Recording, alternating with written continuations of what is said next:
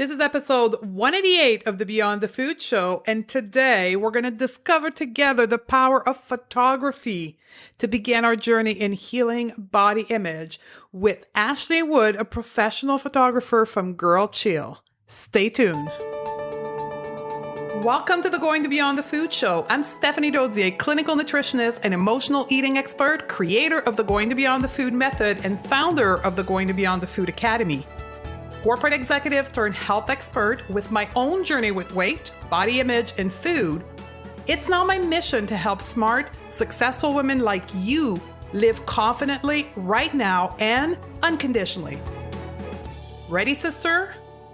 Let's do this. Hello, sister. Welcome back. Stephanie here. This month, it's all about rebirthing and creating this empowered version of ourselves. And today, we are going to tackle down body image because that's a huge part of us feeling empowered. Empowered in who we are today. Not conditional to who we can be a month from now or 2 months from now if we change this and that and this and that. It's all about accepting who we are. And we did launch the Going to Beyond the Food Challenge a couple days ago titled Love Your Selfies. It's all in alignment with the topic of today. And I love selfie because they are a great tool that most of us can do. Most of us have a phone that takes pictures of some kind. And that is a great starting point to developing a relationship with our reflection, with our own body. In our formal program, in our paid program, we do a lot of work with mirrors. And the photography has this exact same power in healing our body image. So I want you, if you haven't done yet, the Going to Beyond the Food Challenge, you have your selfies, I want you to take part in it because you are beautiful just as you are today. And I want to see your gorgeous, pretty face on social media. I want you to remove that cat picture, the kid picture that you have on Facebook or Instagram, and put a beautiful picture of you that you've taken using your phone, using your iPad, using your camera, and be proud of your selfie. So the Going to Beyond the Food Challenge, Love Your Selfie, is very, very simple this month. Take a picture of yourself just as you are today and post it on social media using Beyond the Food Challenge. That simple. And with that, you're going to begin your journey in healing your relationship to your own body. And very shortly, we're going to have an actual short 5-week program that is going to begin to help you in a more structured way heal your body image. So stay tuned for that. The link will be in the show note and also on our website. Now, today's guest, Ashley Wood, is a professional photographer from Toronto, Canada, and her photography work has been published nationwide in campaign with Air Miles and Mattels and Bluenotes. But she's also the founder of GRLCHILL. It's a passion project about friendship, self-love, and womanhood. And today we're going to discuss how to use photography to move yourself towards body acceptance and how to coach yourself into confidence before taking your selfie. That's the power of photography to heal your body image. Are you ready? Let's do this with Ashley. Welcome to the show, Ashley. Thank you. I'm so excited to be here, Stephanie. Welcome. This is Ashley's first ever podcast interview. Can we clap for her? Yay! I'm internally screaming. It's fine. I know. Here's the cool thing, people listening. Before we started, Ashley shared with me how anxious she was, right? So she felt the fear, but didn't let her stop her. She just told me that she was anxious, and then she just still moved with it. And that's the proof of moving through our fear. So well done. Oh, thank you, Stephanie. I'm still internally screaming, but I'm in safe hands. I'm Yes. just like leaving it to the universe at this point. We're all good. Awesome. So the reason why I asked Ashley to come and why I'm asking her to do our first ever podcast interview is to have her lead us through our challenge in taking pictures. That it is pictures of ourselves, so us with our kids and our family. Many of us women that are challenged with our body image just can't bring ourselves to take pictures. And if we do, we delete them right away. Is that something you're faced with a lot, Ashley? Yeah, even as, yes, I'm a photographer myself, but there's so many times where I'll take a photo and then it's just kind of the day where you're just like, nope, absolutely not. But you kind of just have to coach yourself and have an amazing support system to get through those barriers. Because at the end of the day, it's just a photo. It's meant for you. It could even, like, one of the reasons why I love selfies as a form of art also is to keep tabs on the day. Like, maybe you were depressed that day. It's really important to have a photo of what rock bottom looks like, what sadness looks like, what struggle looks like. Because then you can look back when you're in a better mood, back to a healthy mindset, and be like, holy shit, I got through that. Yeah. Like, I'm so proud of that version of me. That's beautiful. That's the artist speaking. That's the type of mind that I'm not like very strong in. So you're actually saying that our photos and our picture is a reflection of our emotional state. Oh, 1,000%. So important. Awesome. So we have a challenge that went out to our community last week, and the challenge was love your selfie. And the intention with that was for women who still have a cat and a dog, all of you ladies who still have a cat and a dog as your profile picture on social media. Sometimes I even have a photo of my dog on social media, so guilty. Is to break the ice and take a picture of yourself and post it and see that nothing collapses when you do that, and that you can engage in starting to look at your self-reflection. But many women are struggling with even that. Is such an unsurmountable barrier. Can you walk us through what advice or tips you would give women about breaking through that and taking their first selfie? Absolutely. And I think one thing that I face myself is when you have a camera really close to your face, either no makeup, with makeup, your hair sucks, you're feeling yourself, like every single version. Like, when you take a photo of yourself personally, you're so bare to the world. And I think that's what people struggle with, is because it's just you. There's nothing in front of you. There's no trees blocking you. There's no family members to distract. There's no dog licking your face. Like, it's strictly just you. And I understand why people struggle with that, as I struggle with that as well. And I love taking selfies, obviously, when I'm feeling myself. Like, who doesn't? That's the easiest time to take them. But it's so important to take them, especially when you're not feeling at 100%. Because, like I said earlier, you need to gauge yourself along that timeline. Like, okay, so I took this selfie when I wasn't feeling myself, or when I wasn't feeling too hot.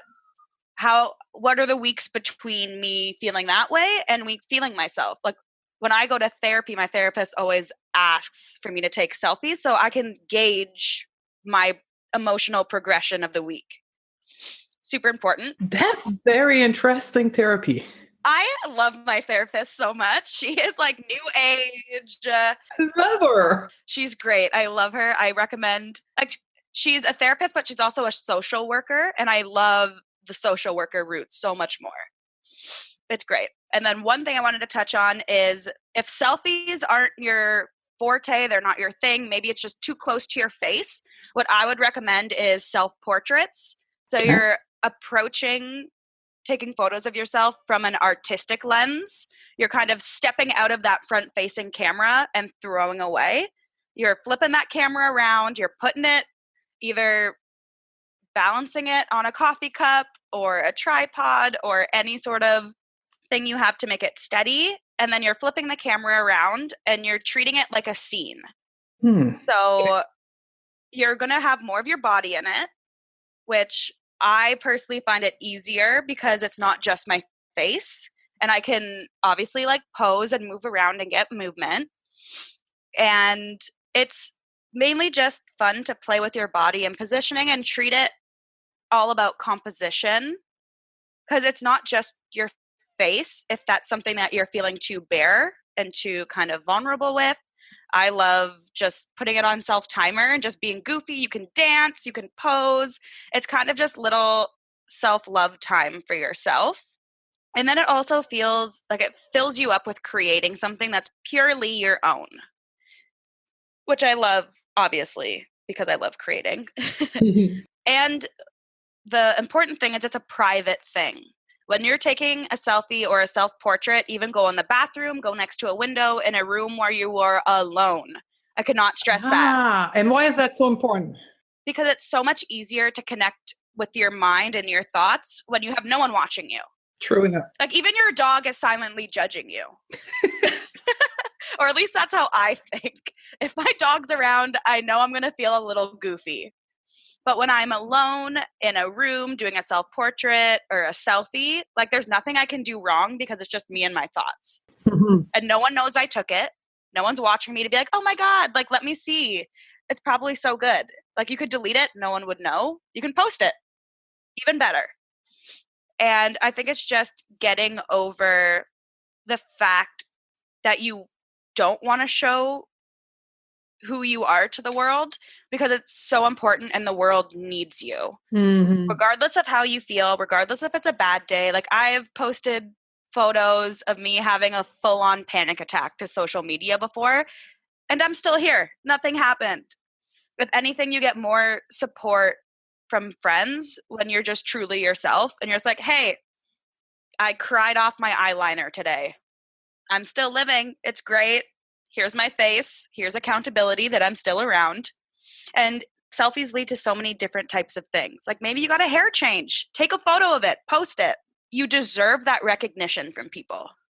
How about the people, and I know that this is some women thinking that putting pictures of yourself is a little bit egotistical. Like it's a bit showing off yourself. I get that. What do you think out of that? Well, especially BuzzFeed doesn't help. If you take more than 7 photos of yourself, you're an egotistical maniac. Yeah. No. If you take photos of yourself, what if you're an artist? What if you're not? Like, what's the big deal about taking photos of yourself? Like, no one should have control over how many photos you can take, whether you post them or not. Especially since photography's been around for so long and we are used to capturing everything. So that also includes capturing yourself. That doesn't make you an egotistical maniac. And I think it's something that we just all have to just do and work together and just support each other when we see a girl being a little more vulnerable on the internet. Maybe she doesn't post a selfie. Maybe it's her first selfie. Hop in those comments and be like, yes, queen. Like, I am loving this. And I think it comes from a point of view of just being supportive to not only yourself, but other women when you see them doing something that you wish you could do. Yes. Instead of being destructive and commenting. Oh my God. Yeah. I can't tell you how many times where like I would post a selfie and it would only have a certain amount of likes or no comments. And I'd be like, oh my God, I'm hopeless. No one wants to see me. Don't do it for them. Do it for yourself. And then also, if people support you, that's even better. I think that's really key what you just said here. Don't do it for others. Yeah. But do it for yourself in your own journey of acceptance. Yeah. Nothing you do is for anyone else but you. Yeah. So as a professional photographer, what's some of the basic tip for people who want to take self-portrait or selfie? Like, do you have tips on how to work the camera? So I would start out of the camera first. So these are some tips that I got from people when I was feeling really over my head about a nude photo shoot that I was in. I was just Yes. like, no fucking way am I going to be nude in front of a camera. Like, hello? Nope. And then I reached out to my community of women and I got a whole bunch of great tips. Naked dance parties the night before. Get in front of your mirror naked and just fucking dance. Look in the mirror. Don't look in the mirror, but get comfortable with there being a reflection of your body that's not in your mind. Absolutely. And then dance, and kind of like as you're dancing, you can slowly look in the mirror. You don't have to, but get comfortable with there being another version of your body in the room. Because essentially when you get your photo taken, that's what's happening. You have to be okay with there being another fiber of your body out there. Very interesting. Yeah. And then there was like, just be comfortable, have lots of self-talk, write yourself like a manuscript that you reread and reread and reread about your body. Make it intentional from a place of just like, I think, what was mine the day before? I think I wrote, my body is my own. I own it no matter what. You don't need to love yourself, but you have to support yourself. And you're doing it for something bigger than yourself. And I just said those things over and over and over and over until it was time for me to take off my robe and just let it out. You basically did mantras and affirmation. Yeah, 100%. Yes. It's so important. And then just trust yourself taking photos. You know yourself best. Definitely set aside time once a week, once every 2 weeks, once a month, once a quarter, but get in front of a camera and play with your body. Buy sexy lingerie, buy a dress that makes you feel good. Try on something that already makes you feel good. Maybe you feel best in your pajamas. Put it on, still sexy. Just any clothes you put on your body is the right clothes for you to shoot in. You don't have to buy something you don't want to. You don't need to have money. You don't need to be in a certain financial structure to be able to take a photo of yourself. And I think that's something I also struggle with. I have everything I need to take a photo of myself. I just need time. Yeah. And give yourself that time. And then inside the camera, I feel like I just piled on a lot of preparation to the camera. Yeah. The best camera that you have is the one you have on you. That's always been my number one policy. I have obviously a whole bunch of really expensive equipment, but sometimes I take all my portraits and selfies on my iPhone because it's what I have on me. When I get those glimpses of moments where I'm just like, ooh, yes, my body. Ooh, yeah, I'll just shoot it. Like, it doesn't matter. Plop your iPhone, turn on self-timer, make a scene, and just shoot it. Because those moments, I don't know if it happens with you as well, they're not long intervals of feeling yourself. It's very short. So you have to just get comfortable and just do it. If it's shit, it's shit. It's fine. Just know that you tried and you made that time to be accountable to yourself. It's almost like capturing your flow of energy. You know, when you're in a good mood, Yeah. and you have that, you feel like you're the bomb inside of you, like you rock. That is untouchable is what comes out on the picture. 100%. Like auras, energy, like you can tell in someone's eyes when they're experiencing those insane emotions. Yes. It vibrates out of them. And when you're feeling like that, give yourself 5 minutes to just play. Because you need to capture that, because you're going to look back on a bad day and be like, holy shit, that is me. I know I can get to that level again if I just trust myself. Absolutely. Yeah. Okay. But yes, inside the camera. I get getting distracted. So there's some really good apps that you can download for photo editing. I will give them all to you so you can throw them in the show notes. Obviously, there's a great app called Color Story.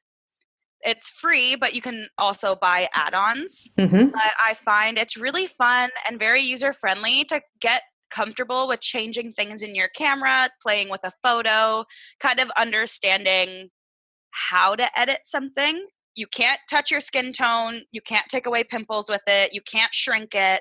It's strictly just the artistic view of the photo. And I had to stop allowing myself to, even in Photoshop, touch the things that I have to do for commercial work. I refuse to take away pimples on myself. I refuse to shrink myself.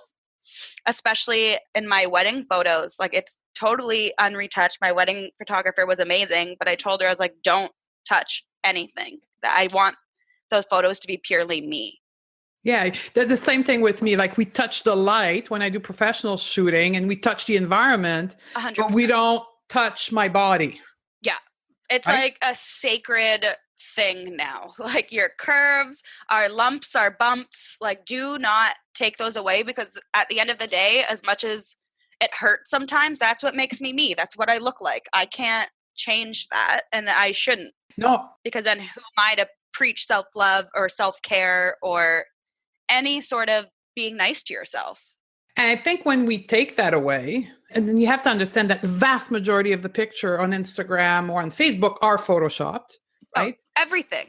And you do commercial shooting, so you can appreciate that. But when you don't, you are respecting yourself. It's part of body respect. 100%. Because when you take away something, you take away a part of who you are as a human being, and you are reinforcing the fact that you're not acceptable. Mm-hmm.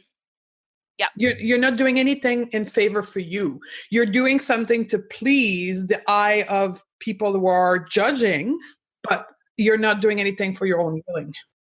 Absolutely. And I love that so much. I obviously still struggle with it, because being in a world where I have to retouch everything for work, I can try to put my foot down, but they're still going to want me to take away knees and smooth out elbows. Absolutely. Like, that's just the way that commercial works. No one wants knees or elbows or body hair or pores.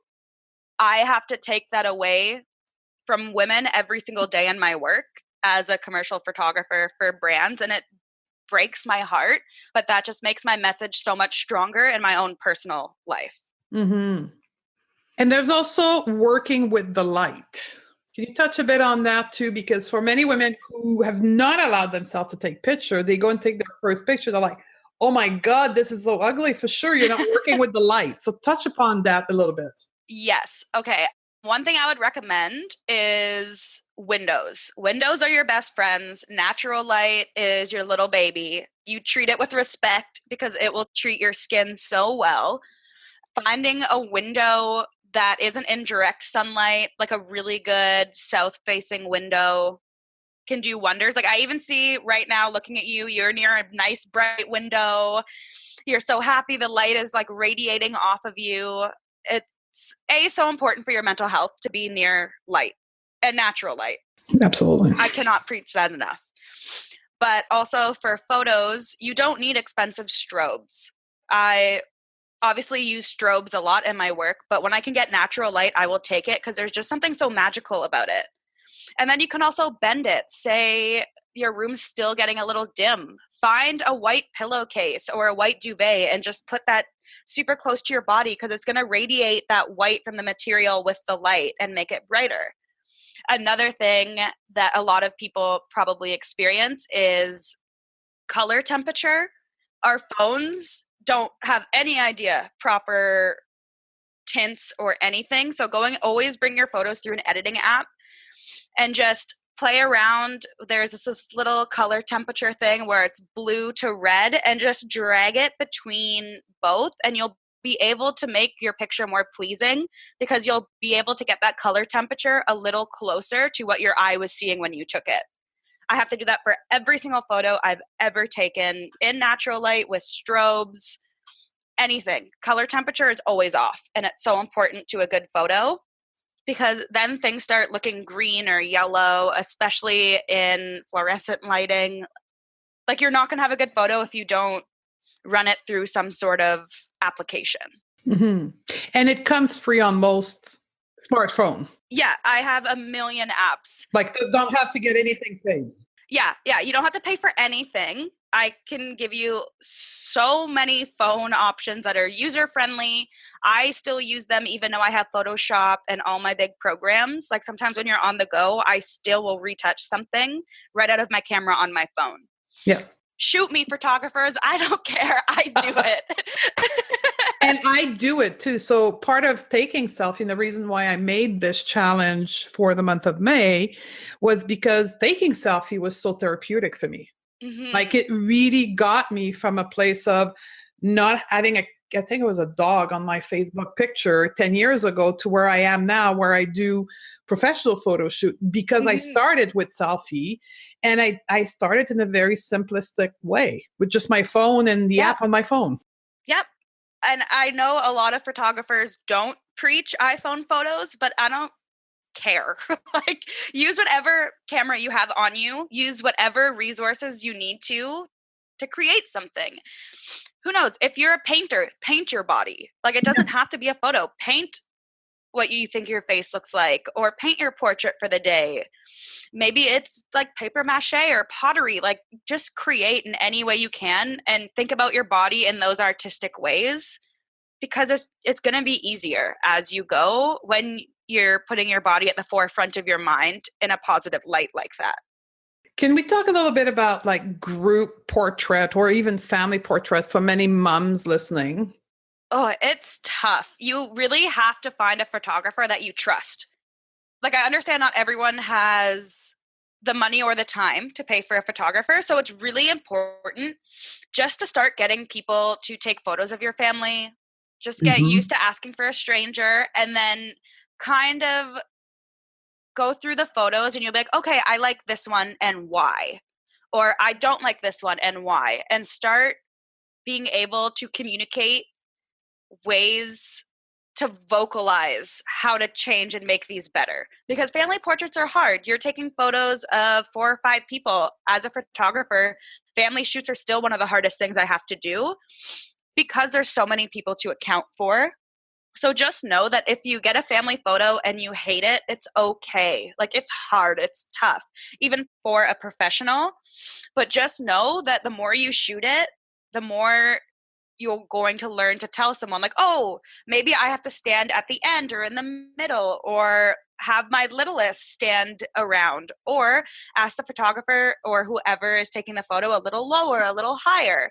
And you'll be able to vocalize those things. So if you're out on a vacation and you're getting a stranger to take your photo, you'll know immediately if they're doing something to be like, oh, no, no, no, like, raise it higher. Raise it higher. Like, yes, they're free and they're a stranger, but make them work for it. Like, we all do it. Absolutely. And what I want to say to women who don't take photography with Mhm, their family or their loved one, whatever your circle is, mhm. you're taking away from those people in your life the opportunity to have memories with you. Oh my God, that's so important. I love that you touched on that, because that's something I'm learning as I'm getting older and I'm slowly losing people in my life. That those selfies that I have of my friends, they are timeless. Like, even if I was 17, like, that was the last photo I have of that person, and it's worth more to me than any amount of money. So just know that it doesn't have to be a full family photo professionally done. It could be a family selfie, especially with all your friends, always making sure you're documenting it, even just taking a nice photo of them. Maybe you're behind your camera. It's just so important to always be capturing lives and memories. If we look back 20 years, think about how many times people brought out a massive video camera or like massive film cameras. We have photos of our childhood from film, and think about how that weighed you down and how, like, all the struggles that came with that, but we did it because that was the only way you could capture a moment. And even though it's more accessible now, we should still be treating it at that standard of respect for taking photos and memories, especially of anyone older, of children, any family gatherings. Like, it's so important. Yeah, and there's a lot of children, and I know for me, my mom was struggling with self-image. I don't have a lot of Mm. picture with my mom. I think I have like 5 picture of my me and my mom. That's it. Yeah, thinking about that now, like, I don't know if I have any childhood photos of me and my mom. She's always behind the camera. Yes. We hide behind the camera. So the challenge is about stepping in front of the camera, to embrace our self-image, our body image, Mm, and to be comfortable and to take our power back, but it's also to give memories for us and our loved one around us of our life and capturing moments in our life. yeah, it's so important.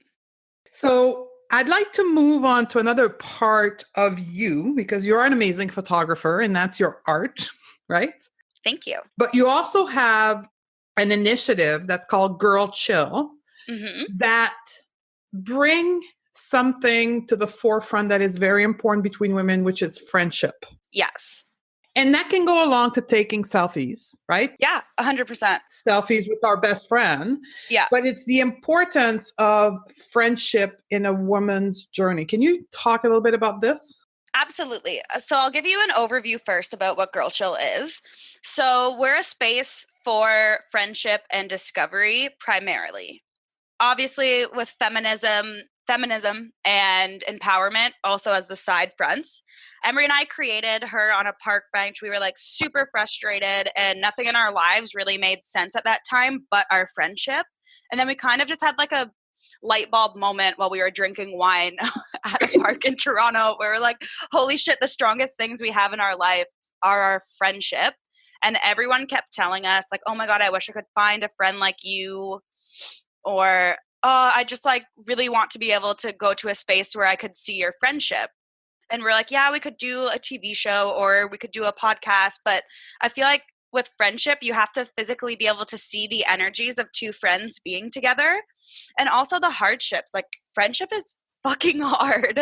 Like, you invest more time in it than a romantic relationship because they're your confidant. Like, I tell Emery everything, my deepest, darkest thoughts that are probably like borderline dangerous, but like she gets it. She understands because we're just so vulnerable and laid bare to each other, which I know I didn't meet Emery until 4 years ago.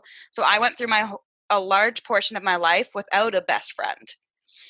And I think for a lot of people, they worry that they don't have that person in their life right now. But friendship is something that comes and goes. You can foster different types of friendships, but know that you can find a best friend at any point in your life. You don't need to know them in college. You don't need to know them from childhood. You could walk into a coffee shop and bump into a woman and be like, oh my God, I love everything about you, and then go and get coffee with her. It's not a linear time frame of friendship. And I think that's something that we want to also teach people is that you might not have a friend that you view in this way right now, but you can meet friends up to the day you die. Yeah, absolutely. Just because you don't have them right now, especially a lot like a romantic partner. Like, you don't give up on finding love.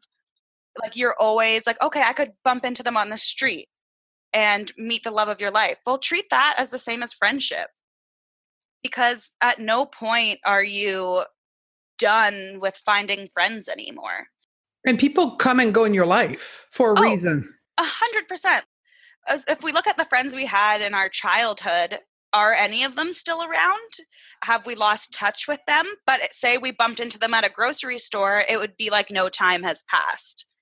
And just also viewing it like that. But we mainly wanted to create a safe place to share our friendship, like a diary, and also mainly to create content for. Emery and I are both, I'm a photographer, she's a videographer, photographer, like so goddamn talented. She does like everything. And we wanted to create a space where we could just create whatever we wanted for ourselves. And then a lot of our photos, no one takes them. It's just us. We'll put things on self timers. We'll have 8-hour photo shoots where no one's behind the camera and we're just like in front of it trying to pose and like get the shot of our cute butts.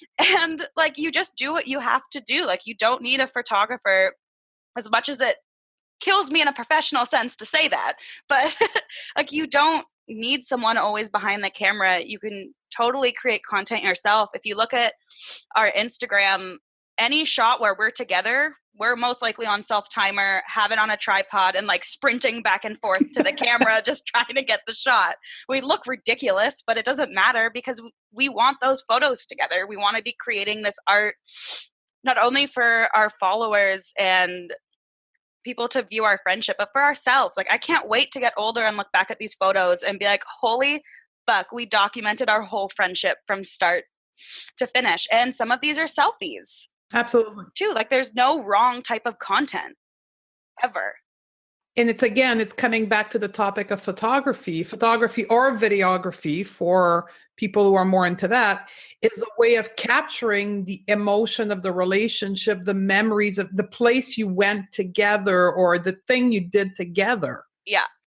And the emotion and the energy around that. Yeah, and there's times where Emery and I will take photos and we'll be kind of like dead behind the eyes just because we're not feeling like you can't force that energy, especially when we're in a place of teaching friendship and body discovery. Like if we're not feeling it, we can't push ourselves to be that high energy, lovable versions of ourselves. Like sometimes we have to be like, okay, the photo isn't happening. Let's go back to that in a week. What's hard is that Emery lives across Canada. She moved from Toronto about a year ago. So that's been a large struggle in our friendship, one that we're still new and developing and learning kind of how to navigate long distance. It's so fucking hard. I don't know how people do long distance relationships, but Emery and I are finally in a place where we're both strong and supporting each other. And just know that like I value our friendship so much and we will teach friendships until the day we die, but sometimes like we're not the best friends for each other and we're still learning and challenging each other. And especially when you have a platform, know that it's okay not to be at your platforms 100% all the time. You can't live up to being the ultimate best friend all the time if you don't take care of yourself. And that's one thing I struggled with for a while with Girl Chill. I have really bad mental health. And it was so hard to be a good friend because I was struggling and I wasn't treating myself properly. I was extremely negative. But then Emery was able to talk me through it, like not force me to get help, but always made it like, maybe you should go talk to someone. I think you need to see a professional. And just having a friend that's always going to challenge you, whether that's your parents, your kids, your friends, your partners, like friendship is kind of everywhere. Yes. And I think it's important. That's where being able to be transparent is so important because that person to which you're being transparent can support you in moving forward. Often we get stuck because we're alone with our thoughts. Yeah. And I think another thing that we struggle with is competition, especially in friendships. When you're not strong and 100% and a working horse all the time, we feel like if we speak to us not being 100% all the time and kind of being unhappy with the lives we have, even when we are working, we have money, we have a roof over our heads, we're healthy, that we think that if we admit that something isn't proper, we're no longer in the competition. Yes. And Emery and I really want to break down the competition walls of female friendship. Like any of your friends, you should be able to reach out to them and be like, I'm hurting today. Can we talk about it? You should never have to worry about, if I tell them, they're going to think I'm weak. Like that's bullshit. We're done with that. But can I make a parallel to photography, to selfie? Yeah. I know for me, when I wasn't in a good relationship with my self-image, I felt that I needed to be and prove myself to the world all the time. And I needed to be this superhero in whatever context, work or friendship. I wasn't able to be my true self because I didn't have a relationship with my self-image.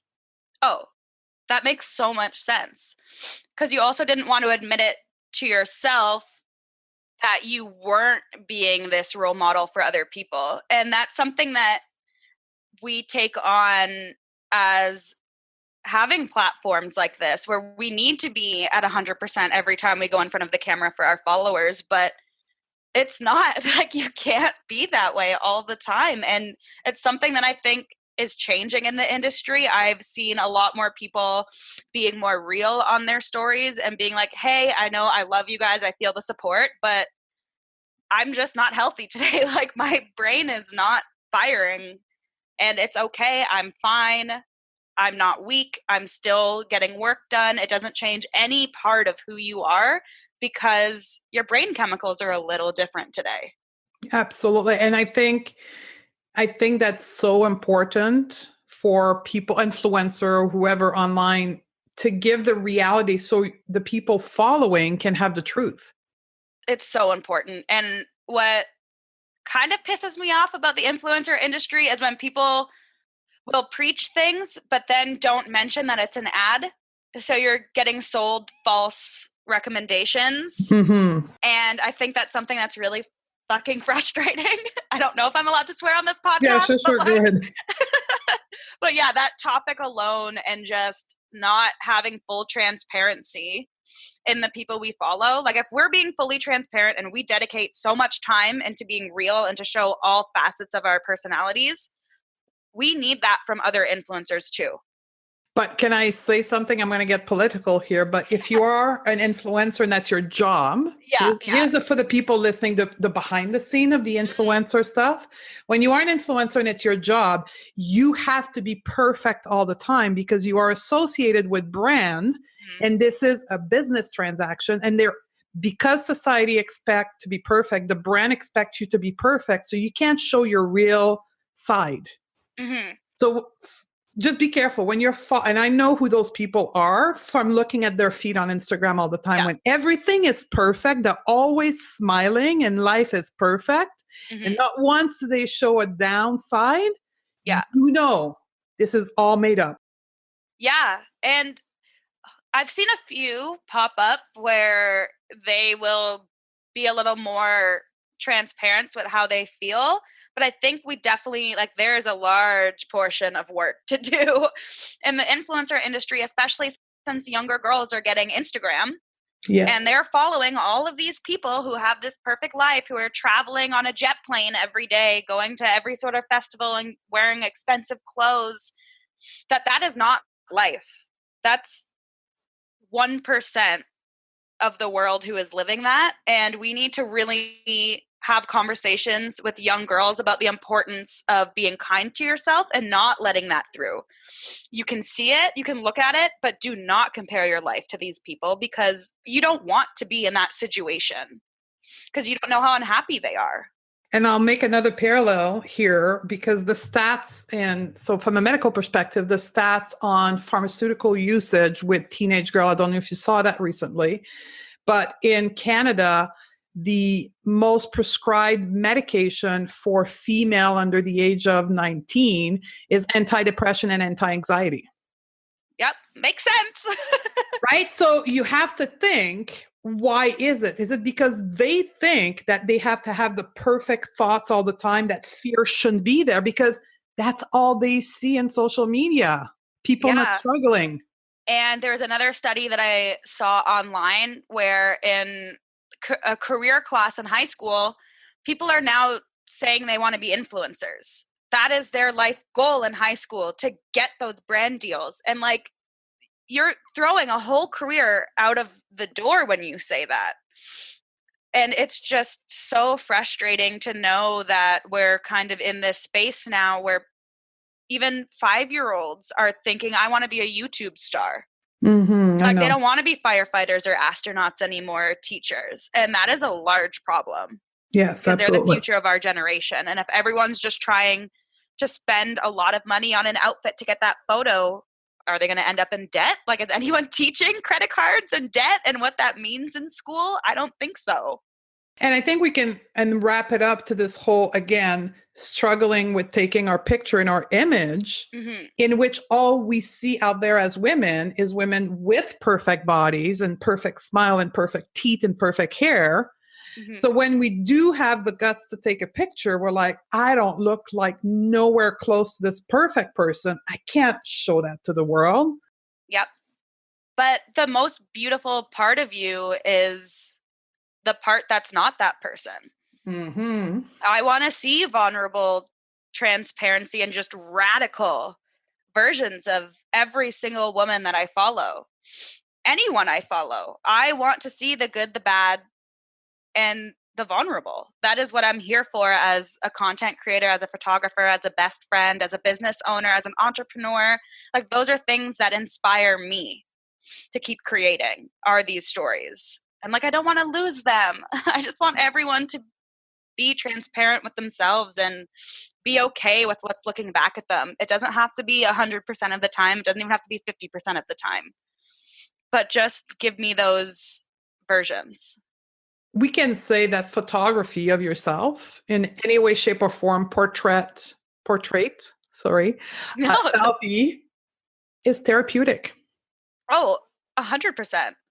And just being able to locate those different emotional values in a photo over a month. Like maybe it's just take a selfie of yourself one day a month, you don't need to post it, but then flip through all those photos and you'll be able to see your emotional peaks. And that's something so beautiful that I don't know much things to can do that other than journaling every day. Mm-hmm.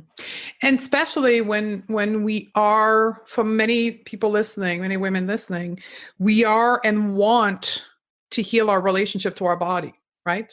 We are recognizing that that's a part of what is a struggle in our life. We want to heal it. Well, part of that is photography, is self-reflection in front of the mirror or photography. Yeah.